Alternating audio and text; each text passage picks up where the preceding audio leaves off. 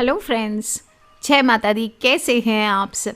शांताकारं भुजंग शयनम पद्मनाभं सुरेशम विश्वाधारं गगन सदृशम मेघवर्णम शुभांगम लक्ष्मीकांतं कमलनयनम योगिर्भि ध्यानगम्यम वंदे विष्णु भवभयहरम सर्वलोकैकनाथनम। बोले श्री विष्णु भगवान की जय। एकादशी माता की जय। माघ माह के कृष्ण पक्ष की 11 है, जिसे हम शक्तिला एकादशी के नाम से जानते हैं। और इस दिन 6 प्रकार से तिलों का प्रयोग किया जाता है, इसीलिए इस दिन को शक्तिला एकादशी कहते हैं। इस दिन तिल का स्नान, तिल की उपटन, तिलोदक, तिल का हवन, तिल का भोजन और तिल का दान करने का विधान आता है। इस प्रकार से 6 रूपों में तिलों का प्रयोग किया जाता है और इस दिन काले तिलों से ही भगवान विष्णु का पूजन करना चाहिए। और कहा जाता है कि इस दिन तिल मिश्रित उड़द की खिचड़ी का भोग लगाकर रात्रि में तिल से 108 बार विष्णु मंत्र से हवन करना चाहिए।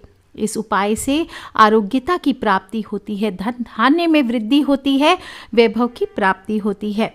एक बार भगवान श्री कृष्ण के श्रीमुख से एकादशियों का महात्म्य सुनकर श्रद्धा पूर्वक उन्हें प्रणाम करते हुए अर्जुन कहते हैं, हे केशव, आपके श्रीमुख से एकादशियों की कथाएं सुनकर मुझे असीम आनंद की प्राप्ति हुई है। हे मधुसूदन, कृपा करके अन्य एकादशियों का महात्म्य सुनाने की भी अनुकंपा करें। तब श्री कृष्ण भगवान कहते हैं, हे अर्जुन, अब मैं माघ माह के कृष्ण पक्ष की शक्तिला एकादशी व्रत की कथा कहता हूँ, ध्यान पूर्वक सुनो। एक बार दालभ्य ऋषि ने पुलस्त्य ऋषि से पूछा, हे ऋषि श्रेष्ठ, मनुष्य मृत्यु लोक में ब्रह्म हत्या आदि महापाप करते हैं और दूसरे के धन की चोरी तथा दूसरे की उन्नति देखकर ईर्ष्या करते हैं। ऐसे महान पापी मनुष्य क्रोध, ईर्ष्या, आवेग और मूर्खता वश करते हैं और बाद में शोक करते हैं कि हाय, ये हमने क्या किया। हे महामुनि, ऐसे मनुष्यों को नरक से बचाने का क्या उपाय है? कोई ऐसा उपाय बताने की कृपा करें जिससे ऐसे मनुष्यों को नरक से बचाया जा सके, अर्थात उन्हें नरक की प्राप्ति ना हो। ऐसा कौन सा दान पुण्य है जिसके प्रभाव से नरक की यातना से बचा जा सकता है? इन सभी प्रश्नों का हल आप कृपा पूर्वक बताइए। तब दालभ्य ऋषि की बात सुनकर पुलस्त्य ऋषि कहते हैं, हे मुनि श्रेष्ठ, आपने मुझसे अत्यंत गूढ़ प्रश्न पूछा है। इससे संसार में मनुष्यों को बहुत लाभ होगा। जिस रहस्य को इंद्र आदि देवता भी नहीं जानते, वो रहस्य मैं आपको अवश्य ही बताऊंगा।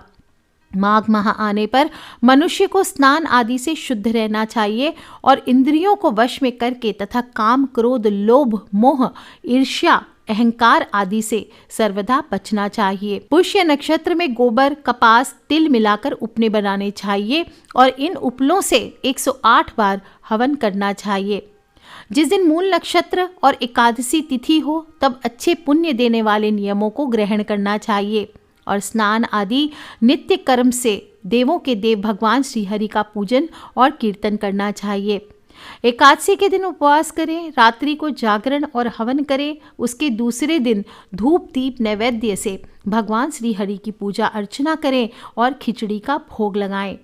इस दिन श्री विष्णु को पेठा, नारियल, सीताफल, सुपारी सहित अर्घ्य अवश्य देना चाहिए। तदुपरांत उनकी स्तुति करनी चाहिए। हे जगदीश्वर, आप निराश्रितों को शरण देने वाले हैं। आप संसार में डूबे हुए का उद्धार करने वाले हैं। हे कमलनयन, हे मधुसूदन, हे जगन्नाथ, हे पुंडरीकाक्ष, आप लक्ष्मी जी सहित मेरे इस तुच्छ अर्घ्य को स्वीकार कीजिए। इसके पश्चात ब्राह्मण को जल से भरा घड़ा और तिल दान करना चाहिए। यदि संभव हो तो ब्राह्मण को गऊ और तिल दान देना चाहिए। इस प्रकार मनुष्य जितने तिलों का दान करता है, वह उतने ही सहस्त्र वर्ष स्वर्ग में वास करता है। इस दिन 6 रूपों से तिलों का प्रयोग किया जाता है। तिल का स्नान, तिल की उपटन, तिलोदक, तिल का हवन, तिल का भोजन और तिल का दान, और इसीलिए शक्तिला कहलाती है। इससे अनेक प्रकार के पाप नष्ट होते हैं। इतना कहकर पुलस्त्य ऋषि ने कहा, अब मैं एकादशी की कथा कहता हूँ, ध्यान पूर्वक सुनो। एक बार नारद मुनि ने भगवान श्री हरि से शक्तिला एकादशी का महात्म्य पूछा। वे बोले, हे प्रभु, आप मेरा प्रणाम स्वीकार करें और शक्तिला एकादशी का उपवास का क्या पुण्य है, उसकी क्या कथा है, कृपा करके मुझसे कहिए। तब नारद जी की प्रार्थना सुनकर भगवान श्री हरि ने कहा, हे नारद, मैं तुम्हें प्रत्यक्ष देखा हुआ सत्य वृत्तांत सुनाता हूँ, ध्यान पूर्वक सुनो। बहुत पहले मृत्युलोक में एक ब्राह्मणी रहा करती थी। वह सदा व्रत उपवास किया करती थी। एक बार वह 1 मास तक उपवास करती रही। इससे उसका शरीर बहुत कमजोर हो गया। वह अत्यंत ही बुद्धिमान थी। फिर उसने कभी भी देवताओं तथा ब्राह्मणों के निमित्त अन्न आदि का दान नहीं किया। मैंने चिंतन किया कि इस ब्राह्मणी ने उपवास आदि से अपना शरीर तो पवित्र कर लिया तथा इसको वैकुंठ लोक भी प्राप्त हो जाएगा, किंतु इसने कभी अन्न का दान नहीं किया और अन्न के बिना जीव की तृप्ति होना कठिन है। ऐसा चिंतन कर मैं मृत्यु लोक में गया और उस ब्राह्मणी से अन्न की भिक्षा मांगी। इस पर उस ब्राह्मणी ने कहा, हे योगी राज, आप यहाँ किस लिए पधारे हैं? मैंने कहा, मुझे भिक्षा चाहिए। इस पर उसने मुझे एक मिट्टी का पिंड दे दिया। मैं उस पिंड को लेकर स्वर्ग लौट आया और कुछ समय व्यतीत होने पर वह ब्राह्मणी शरीर त्याग कर स्वर्ग आई और मिट्टी के पिंड के प्रभाव से उसे उस जगह एक आम वृक्ष सहित घर मिला, किंतु उसने उस घर को अन्य वस्तुओं से खाली पाया।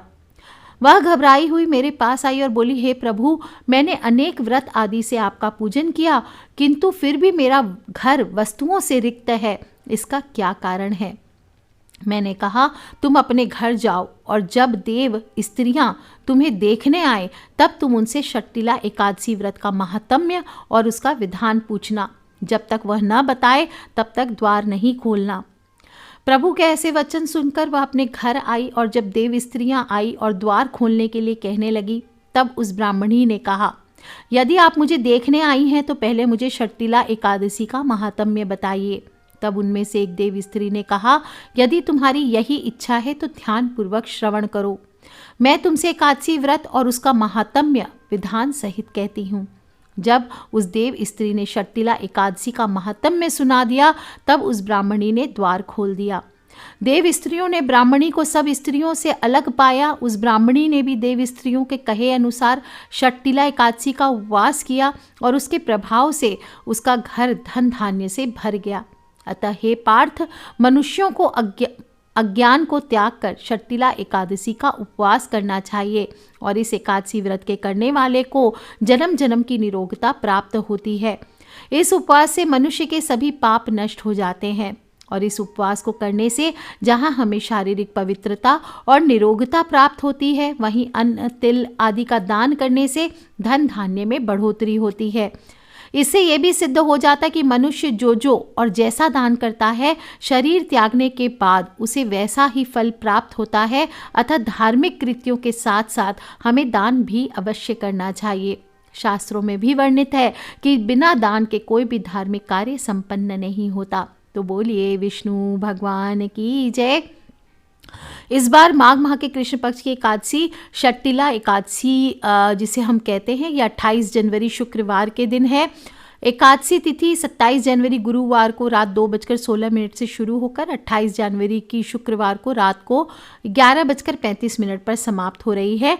इसलिए सभी लोग एकादशी 28 जनवरी को ही करेंगे। व्रत का पारण आपको 29 जनवरी को करना है। सुबह 7:11 से लेकर 9:20 के बीच में कर लेना चाहिए।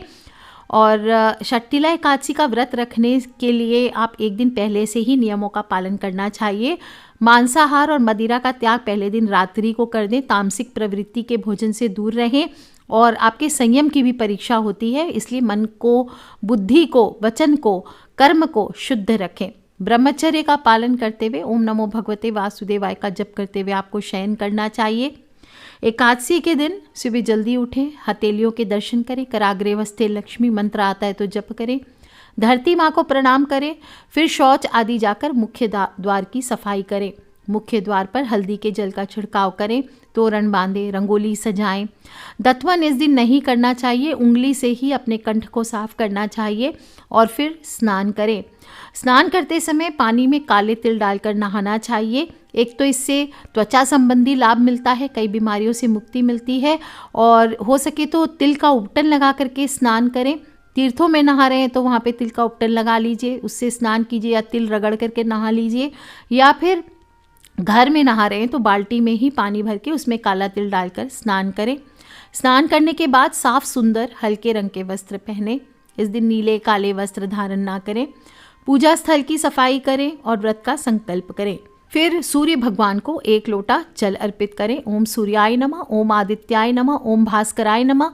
काले तिल डाल करके ही सूर्य देवता को इस दिन जल देना चाहिए और थोड़े से काले तिल उसी लोटे में जल ले लीजिए और थोड़े काले तिल डाल करके दक्षिण मुखी हो जाइए और अपने पितृ के निमित्त इस दिन जल देना चाहिए। ओम सर्वेभ्यो पितृभ्यो नमो नमः। और इसके बाद आप शुभ मुहूर्त में पूजा के लिए भगवान विष्णु की मूर्ति हो, तस्वीर हो, जो भी है आपके पास, उसको स्थापित करना चाहिए। और जिनके पास मूर्ति आदि है, हमेशा बताती हूँ, उन्हें आज के दिन दक्षिणावर्ती शंख से आपको भगवान विष्णु का अभिषेक करना चाहिए।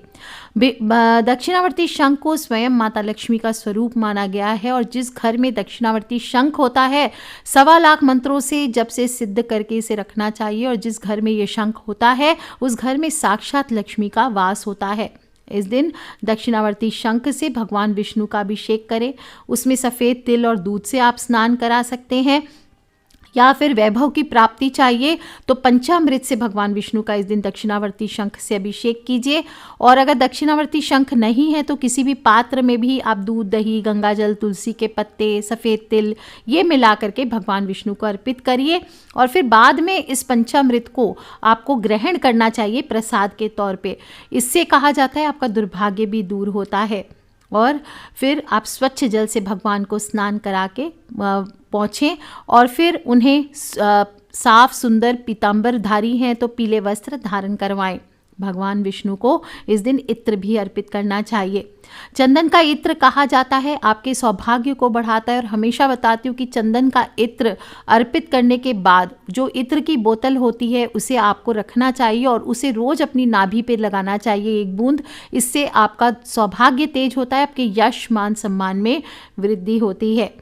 इसके बाद भगवान को इत्र लगाने के बाद जनेऊ धारण कराएं, चंदन चढ़ाएं। केसरिया चंदन हो तो केसरिया चंदन उनको चढ़ाइए। भगवान को चावल नहीं चढ़ाए जाते तो सफ़ेद तिल आप चावल की जगह उनको चंदन पे लगा सकते हैं। और फिर आटे का एक दिया इस दिन बनाना चाहिए या फिर मिट्टी का दिया ले सकते हैं और गाय के घी का दीपक करना चाहिए और इसमें 1 बूंद इत्र या चमेली का तेल आपको ज़रूर डालना चाहिए। धूप जो जलाएंगे वो भी गुलाब की हो या अगरबत्ती हो तो वो गुलाब की खुशबू की हो तो ये सर्वश्रेष्ठ होता है। और गुलाब के फूलों से, पीले रंग के फूलों से उनका श्रृंगार करें, अबीर चढ़ाएं और शक्कर और तिल की रेवड़ियों का भोग लगाना चाहिए। जो भी भोग लगाएंगे इस दिन नैवेद्य में तिल युक्त फलाहारी, कोई भी चीज़ जो फलाहार है वो तिल युक्त होना चाहिए, ये बहुत अच्छा होता है। और भोग में तुलसी पत्र ज़रूर चढ़ाना चाहिए। जो भी आप इस दिन सर्व मनोकामना की पूर्ति हेतु भगवान विष्णु पर आपको तिल और उड़द की खिचड़ी का भी भोग लगाना चाहिए और तिल से ही बनी हुई मिठाइयों का, जैसे गजक आदि हुए, इसका भोग आपको विष्णु भगवान को लगाना चाहिए। इससे आपको उज्जवल भविष्य का भी आशीर्वाद मिलता है। फिर 1 कटोरी में तिल रख लीजिए, नहीं है कुछ तो कोई बात नहीं, 1 कटोरी में आप सफ़ेद या काले तिल रख लीजिए और फिर उसमें थोड़ा गुड़ आप रख सकते हैं। और आपके जो भी कार्यों में अगर परेशानियां आ रही है, दुर्भाग्य बढ़ गया है आपका, तो बहुत तरह के टोटके किए जाते हैं इस दिन तिल के। आप इनमें से कोई भी एक या एक से अधिक उपाय कर सकते हैं। काला तिल कटोरी में रख लीजिए और फिर एक माला यानी 108 मंत्र की एक माला चंदन की माला से आपको विष्णु भगवान की या तुलसी की माला से आपको विष्णु भगवान के जप करने चाहिए। ओम नमो भगवते वासुदेवाय या ओम घनश्यामाय नमः, दोनों में से कोई भी एक मंत्र ले लीजिए और जप कीजिए। 1 लोटा जल रख लीजिए पास में और फिर आप जब जप कंप्लीट हो जाए तो सुब्रह्मण्य नमस्तेस्तु महापुरुष पूर्वज गृहाण अर्घ्य मया दत्तम लक्ष्म्या सह जगतपत्ये, ये बोलते हुए आपको अर्घ्य देना चाहिए। और फिर शाम के समय घर में गोबर के कंडे पर थोड़े से कपूर और थोड़े से सफ़ेद तिल उस पर रखकर जला दीजिए और सारे घर में इस दिन धुआं करना चाहिए आपको। इससे कहा जाता है आपके घर पे अगर किसी ने कुछ किया धरा है, कुछ कर दिया है, बांध दिया है, दुर्भाग्य ज़्यादा आ रहा है, घर में कलह कलेश ज़्यादा हो रहे हैं, तो इस प्रकार से घर में तिल का धुआं करने से कहा जाता है ये सभी मुसीबतें दूर होती है, सारे संकटों का नाश होता है, नकारात्मक ऊर्जा हो किसी प्रकार की तो उसका नाश होता है। और धन धान्य में वृद्धि चाहते हैं तो जो आपने विष्णु भगवान पर काले तिल चढ़ाए थे उसे आप कोई गुलाबी कपड़े में बांध कर छुपा करके किचन में आपको कहीं रख देना चाहिए। इस दिन काले तिलों का दान करना भी सर्वश्रेष्ठ बताया गया है। कहा जाता है राहु केतु शनि हो, उसके बुरे प्रभाव हो, किसी भी तरह का दुर्भाग्य हो, काल सर्पयोग हो, ढैया हो, पितृदोष हो, तो ये सभी से मुक्ति मिलती है। काले तिल को काले कपड़े में बांधकर किसी भी गरीब व्यक्ति को पोटली बनाकर आप दान कर सकते हैं। इस उपाय से पैसों से जुड़ी समस्या दूर हो सकती है। और कहा जाता है बुरे समय से मुक्ति अगर चाहते हैं तो ओम नमो भगवते वासुदेवाय इसका जप करते हुए दूध में काले तिल मिलाकर आज के दिन आपको पीपल पर चढ़ाना चाहिए। कैसा भी बुरा वक्त चल रहा होता है वो दूर हो जाता है। इस दिन आप चाहें तो शिवलिंग पर भी शुद्ध जल और उसमें काले तिल डाल करके भोलेनाथ का ओम नमः शिवाय का जप करते हुए भी अभिषेक कर सकते हैं। जल आपको पतली धार से चढ़ाना चाहिए, मंत्र का जप करते रहें और जल चढ़ाने के बाद फूल हो, बेलपत्र हो, ये ज़रूर चढ़ाना चाहिए। एक तो इससे शनि दोष शांत होंगे, साथ ही पुराने समय से चली आ रही जो भी आपके संकट है, परेशानियां हैं, उनसे आपको मुक्ति मिलती है। इस दिन आप चाहें तो जौ के आटे की एक रोटी भी बना सकते हैं, उसमें साबुत काला तिल मिला लीजिए और अच्छी तरह से सेक लीजिए। 1.25 पाव आटा आपको लेना चाहिए और अच्छी तरह से सेक लीजिए जिससे कच्ची न रहे। फिर उस पर थोड़ा सा तिल्ली का तेल और गुड़ डाल करके पेड़ा बना लीजिए और एक तरफ लगा दीजिए। फिर उस रोटी को जो भी आपके घर में लगता है कोई भुगत रहा है, कोई परेशान व्यक्ति है, उसके ऊपर से 7 बार घुमा करके किसी भैंसे को खिला देना है। ध्यान रखना है इस उपाय को करने के बाद पीछे मुड़ करके नहीं देखना है ना। अगर आपको लगे कोई बुला रहा है या कुछ बोल रहा है तो भी आपको इग्नोर मारना है। और शाम को तुलसी पर दीपक अवश्य लगाना है। इस दिन शाम के समय आपको तुलसी पर, देखिए एकादशी के दिन तुलसी तोड़ी नहीं जाती, ना ही तुलसी में जल अर्पित किया जाता है। तो अगर आपको तुलसी चाहिए भगवान के भोग के लिए, आपके पास पहले की तुलसी बासी नहीं मानी जाती, तो आप वही यूज़ कर सकते हैं वापस से थोड़ा जल से धो करके, या फिर आप पौधे में गिरी हुई तुलसी का पत्र, जो गिरा हुआ पत्ता है, उससे उठा करके आप भगवान का धो करके पूजन कर सकते हैं। और शाम के समय आपको तुलसी पर दिया ज़रूर लगाना चाहिए। रात्रि में जागरण करते हुए, मैंने पहले भी बताया, तिलों से आज के दिन हवन करना चाहिए। गाय के शुद्ध घी में सफ़ेद तिल डाल करके भगवान का यज्ञ जो भी मनुष्य करता है और उस यज्ञ की राख को एक सफ़ेद कपड़े में, साफ कपड़े में बांध कर घर में तिजोरी में रख देता है तो कहा जाता है धन की देवी माता लक्ष्मी स्थायी रूप से आपके घर पर निवास करती है। आपके ऊपर अति शीघ्र ही माता लक्ष्मी की कृपा बरसती है।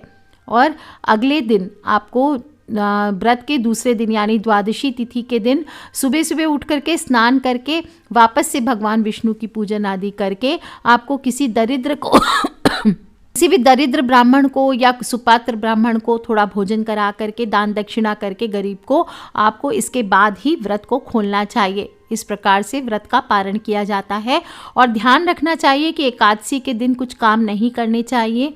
एक तो इस दिन फलाहार का नियम होता है, तो फलाहार करें। 2 वक्त आप फलाहार कर सकते हैं, 1 वक्त कर सकते हैं। और फलाहार में कुट्टू के आटे की पूड़ियाँ आदि व साबूदाने के वड़े, साबूदाने की खिचड़ी, समा के चावल आदि जो भी आप खाना चाहें ये आप खा सकते हैं। इस दिन सात्विक भोजन करें। किसी भी प्रकार का मांसाहार हो, तामसी भोजन हो, प्याज लहसुन मांस मदिरा आदि का सेवन नहीं करना चाहिए।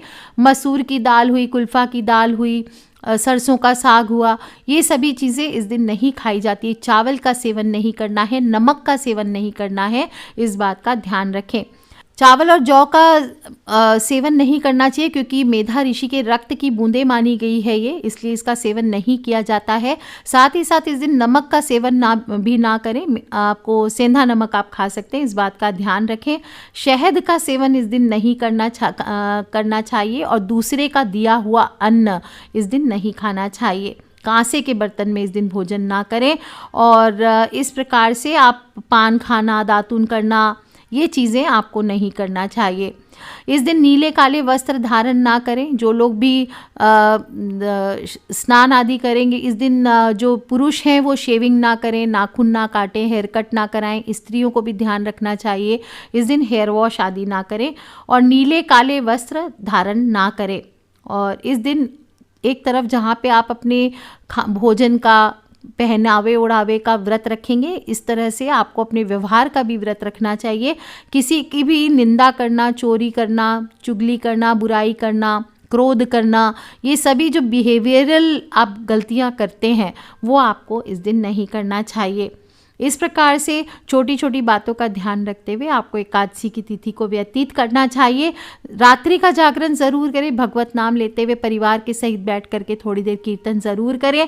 कहते हैं कि जितना पुण्य कन्यादान, हजारों वर्ष की तपस्या स्वर्ण दान करने के बाद मिलता है, उससे भी कहीं ज़्यादा फल एकमात्र षटतिला एकादशी का व्रत करने से प्राप्त होता है। तिल का उपयोग पूजा, हवन, प्रसाद, स्नान, दान, भोजन और तर्पण में ज़रूर करना चाहिए। और तिल के दान का विधान होने के कारण यह षटतिला एकादशी कहलाती है, इसका ध्यान रखें।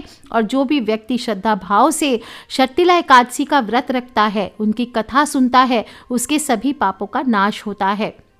और काम, क्रोध, अहंकार, बुराई, चुगली का त्याग कर आज के दिन भगवान की शरण जाइए। माघ माह के कृष्ण पक्ष की एकादशी है, मनुष्य के सभी पाप समाप्त होते हैं, उसे स्वर्ग की प्राप्ति होती है, अश्वमेघ यज्ञ के बराबर फलों की प्राप्ति होती है। और कुछ करें ना करें, इस दिन मैंने जो कथा सुनाई है आपको, आप खुद भी सुने और अपने फ्रेंड्स, फैमिली, मम्मी पापा, भाई बहन, बच्चे सभी लोगों को ज़रूर सुनाएं, उनसे शेयर करें ताकि आपको भी पूरा पूरा फल इसका प्राप्त हो सके। आज के लिए इतना ही दोस्तों, खिलखिलाते रहे, मुस्कुराते रहे। Take care friends, love you all. जय माता दी, बम बम भोलेनाथ की जय, विष्णु भगवान की जय, लक्ष्मी मैया की।